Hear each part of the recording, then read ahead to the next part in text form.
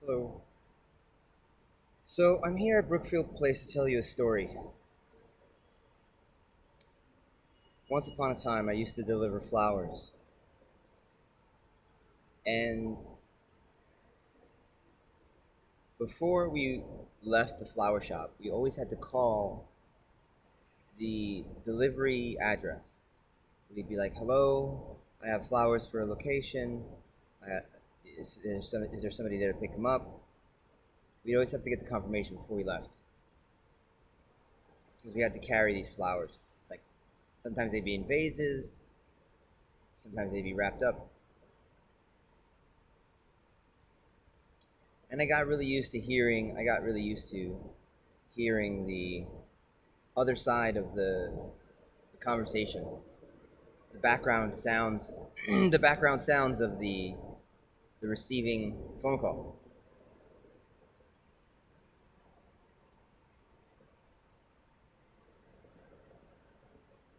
So I called up this address that I thought I knew. I was like, oh, that's a big office building. So I called up this big office building here in the World Trade area, the World Trade Center area. This was after 9/11. This was about 2011, 2012. And a woman picked up the phone like she had just woken up. Like, hello, hello, hello. And I was like, hello, I have a flower delivery for Christina Petra. She's like, uh-huh, okay, you can, yeah, I'm here to receive them. I'm like, okay, be there in about half an hour. And I was like sort of surprised because I thought I was wrong. I was like, I thought that was an office building. Because on the phone, I could hear just complete silence. Like right now, you can hear, even right now, you can hear that this is an office building. You can hear the echoing, you can hear it. But over the phone, it was almost like I could hear the velvet curtains all around the room, nullifying the sound in a bedroom. And I was like, how is there a bedroom with velvet curtains where this angel can sleep in an office building? I imagined like some rich guy who's so rich in Brookfield Place that adjacent to his office there was a bedroom with velvet curtains and a old uh, wooden drapery bed with an angel sleeping in it. That's how rich that he was. That's what I imagined. But again, it sounded like she was living in her residence. It was quiet, but the address was an office building. So I bike down here, and I'm like, what's going on? Because the imaginary supposition of an angel was very vivid because I had spoken to this woman's voice. I had spoken to this voice. I had heard them, and I had also heard the silence, the heavy silence on the other end of the phone call. So it's like I'm delivering these flowers, and with the anxiety energy of I'm wrong, this is not going to be in the right location. I'm going to have to bring them I'm going to have to bring the flowers all the way to this inaccurate address, and then I'm going to have to bring the flowers all the way back. I'm not going to make as much money as I possibly can. With all that energy, I was processing what what was going to happen. So I started looking at this name, Christina Petra, Christina Petra, Christina Petra, Christina Petra. All right, Christina means anointed one. Anointed means I put oil. Anointed means that I put oil on your face. You know, I put oil on your head. I anoint you. I put on your head oil. I anoint you. I put it on your head. And Petra means rock. So I was like,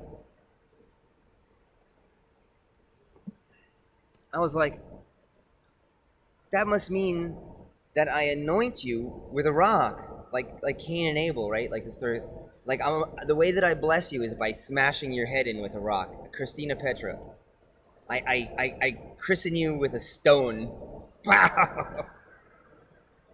Could you imagine an angel named I christen you with a rock on your face? I christen you with a stone. So I was in a deep meditative. I was in deep meditation. Maybe not deep meditation. Maybe I was breathing a lot because maybe I was on a bicycle and I was breathing a lot. Anyway, I had an altered mentality. And as a man, and as a man that I'll just take a break from this. Let me just take a break from the story and tell you that at this job that I would delivering flowers, that I would make anywhere between $20 and $48. No, not really. I would make anywhere between $8 and maybe $30 a day. Maybe between $8 and $20 a day. On average, I think I made about $22 a day. And I had no idea how to take those $22 and do anything with them. Like, I had no clue, like, how to invest $22 in my life to make a difference in my life at all. So I'm always looking for help. I'm always like most heterosexual men outside of a relationship, every girl that I look at, I go, "Are you my mommy? Are you my mommy? Are you my mommy?" And every time I see a man that has the reputation of being established, that he could invest, I go, "Oh, can you invest in my life? Can you invest in my life? I have this business idea."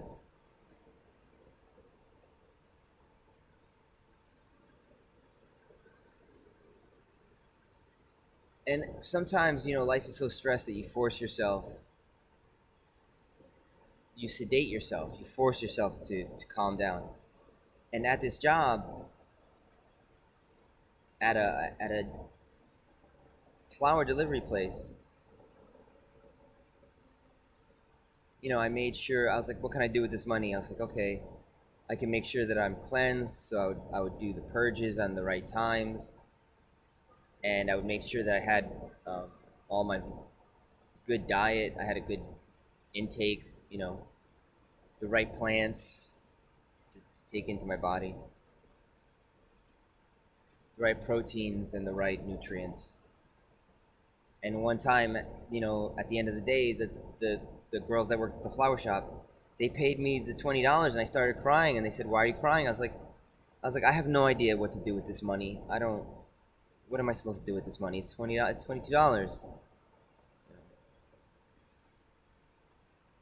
I had no idea what to do with the money.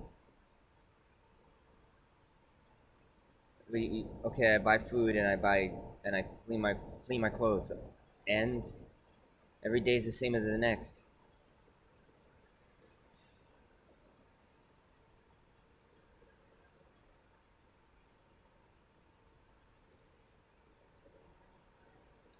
I don't know how to invest this money. So in a shamanic mental state, I came here communing with this Christina Petra, I bless you with a stone energy. And I come into the messenger center.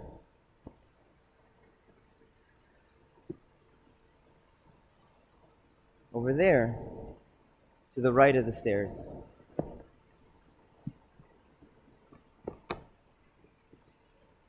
And they try to call Christina Petra, and Christina Petra's not picking up. They try to call at the messenger center, and I'm like, I'm trying to believe that this is real, and I'm like, it's trying to be real, and I'm like, okay, if it's not going to be real this way, let me go to the other side of the escalator. And in my imagination, I imagined that there would be this angel sitting here waiting for me. And as I left the flowers, I said, I'm going to leave the flowers at the messenger center in faith, or I'm going to leave the the flowers at the messenger center.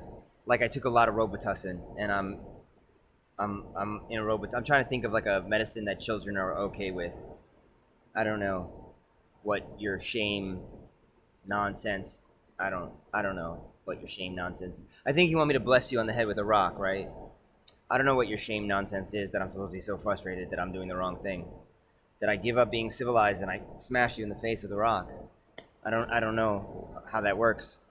But so I was so stoned, I was so high, I was so trying to find the spiritual um, fulcrum.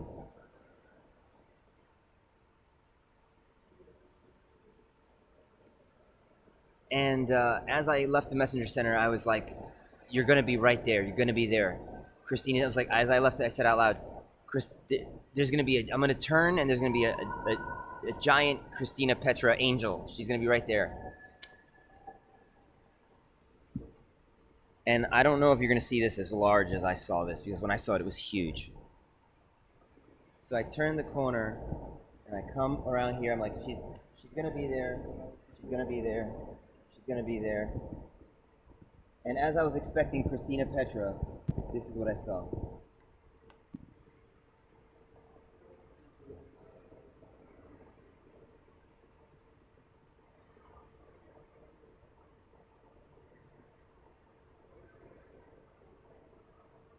A girl in an antique bed, in a room surrounded by velvet curtains, adjacent to a rich man's office.